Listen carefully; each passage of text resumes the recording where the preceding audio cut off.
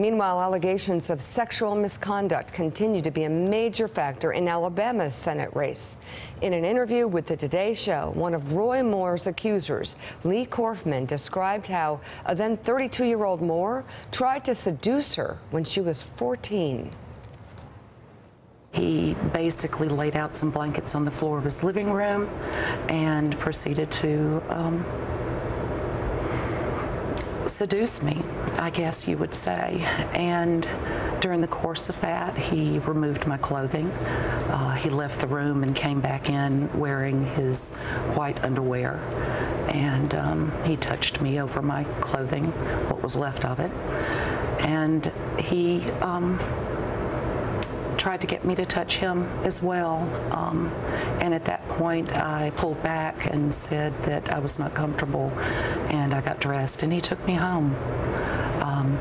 But I was a 14-year-old child trying to play in an adult's world, and he was 32 years old. Roy Moore denies these allegations and further says he does not even know you. I wonder how many me's he doesn't know. As for the campaign, Moore's camp says it has raised over $1 million in the last 10 days. That comes to about $100,000 a day. That's compared to Democrat Doug Jones, who has reportedly raised $250,000 a day. Jones also enjoys an 11-to-1 advantage over Moore over the airwaves. Yesterday, during a cabinet meeting, Trump, the president, once again dodged questions about Moore and his accusers. White House spokesperson Sarah Huckabee Sanders said the president wants a Congress that supports his agenda but would leave a decision on Moore up to the voters.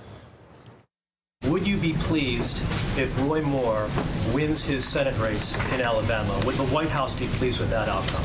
Look, obviously the president wants people, both in the House and the Senate, that support his agenda. But as I've said, and as the Hatch Act prohibits me from going any further, we certainly think that this is something that the people of Alabama should decide.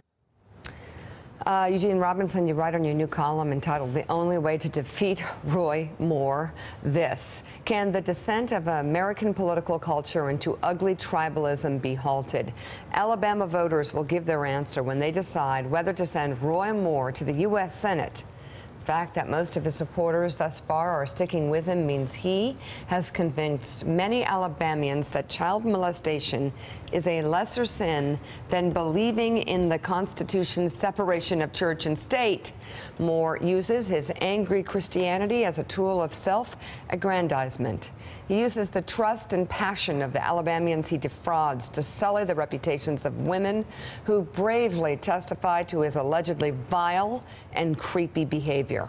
Moore is not invincible. He can be defeated, but only if Alabamians decide that honor, integrity, and morality are more important than tribe. We've been talking about tribalism among Republicans and Democrats for some time, Gene. I guess at this point we are going to find out how far down you can define decency and democracy. Because this really is, Trump tested it to a degree. Enough people loathed Hillary Clinton and the Clintons that they voted for a guy they didn't trust, they didn't believe, and they didn't respect. But here we go even lower. Absolutely. This is the lowest of the low, I hope. I hope we never go lower than this. But, you know, this is a phenomenon that really has not just infected American politics, but arguably overtaken American politics. And tribe is the only reason to vote for anybody to vote for Roy Moore at this point. And it's not about policy, really, because, in fact, he would be as much of a pain in the behind for Mitch McConnell as Doug Jones would in terms of supporting the Republican agenda. He's lashing out more at the Republican establishment than he is at Democrats at this point in this crisis for his campaign. And so really, it's just because he's a Republican and because Doug Jones is a Democrat, that is the only reason he retains, in my opinion, any support at this point. You know, Willie, you can see this tribalism over the past couple of decades and see that the impact is that it gets people voting against a candidate instead of for a candidate.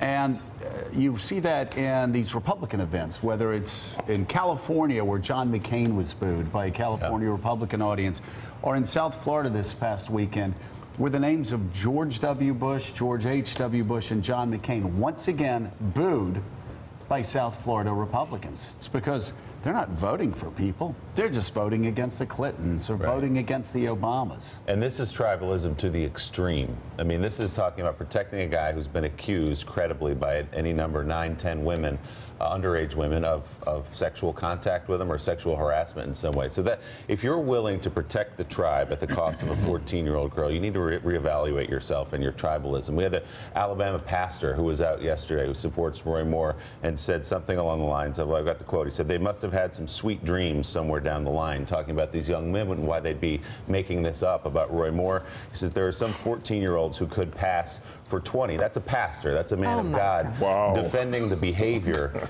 of Roy Moore and basically throwing some of these women, all of the women, under the bus and saying they must have dreamed this up to get some attention. And then you had somebody in a focus group, Rick, who said Jesus Christ could come down from the cross and tell me that Donald Trump was involved with Russia, and I would tell him, hold on a second, I need to ask the president if that's true. This is a bizarre a group of extraordinarily weak-minded people, weak, pathetic, sad people who will blindly follow Donald Trump over their God. In the case of that, but this personality cult. This is what you see at the beginning of the rise of any autocracy. This will not happen here, but it's not for the lack of a lot of really stupid people who actually will choose Trump over their God, Trump over their party, Trump over their ideology, Trump over their moral patterns, Trump over everything that their mothers and fathers taught them growing up. And no, I'm not talking about all Trump supporters. But there is a group of Trump supporters that agree like this guy. I don't care what Jesus says. I just care what Donald Trump says. At one time, we could always expect some kind of moral authority from the White House. And the White House seemed to be on the right track at first. Remember what Kellyanne Conway had said? She had said, no Senate seat is worth a child. Yep. And she came out yesterday and completely reversed herself on that. Apparently, a Senate seat is worth a child. But what's particularly disappointing, Joe, I think, is the pastors. Because you should expect moral authority from pastors. In some ways, this is not new. In Joshua's time, they worshipped Asherah, the god of sexuality, Baal, the god of prosperity, and Moloch, the god of human sacrifice. Right? So thank goodness we don't have the gods of prosperity and the gods of sexuality anymore. But these pastors have assembled what Asherah poles, which is the worship of Asherah, the god of sexuality, next to their altars, and it has got to be really confusing and disappointing to Christians who are looking at this race and looking at the lack of moral leadership on what to do and who to support in this race. Not just the pastors. There's a state congressman in Alabama who's actually gone so far in his bid to protect the tribe, as you were saying, Willie, as to say, actually, the victim here is Roy Moore, and the people who should be prosecuted are the women who came forward, because if he was guilty of these things, they have protected a predator over the past 20 years, and it's their fault. Therefore, they are the ones to blame. Yeah.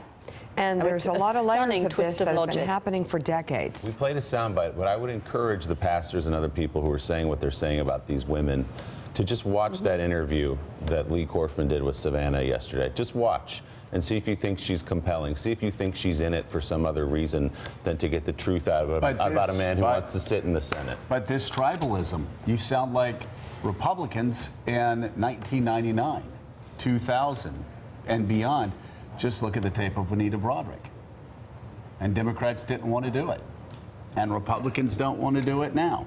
Well, because tribalism. Not all. I mean, you've got Republicans in the Senate who have come out and said he should not, be elected and that he doesn't deserve a place in the Senate. But down in Alabama, there are a group of people, including pastors and locally elected officials and local party chairmen, who are circling the wagons purely with the interest of protecting their own. And they will go as far as saying that these women are to blame, that they would elect a pedophile over a Democrat in order to protect the tribe. And it's important, Mika, to point out again that what Kellyanne Conway said yesterday remained the operative position of the White House throughout the day, that they wanted Roy Moore to win, in so many words, because they wanted somebody that would vote for the tax bill.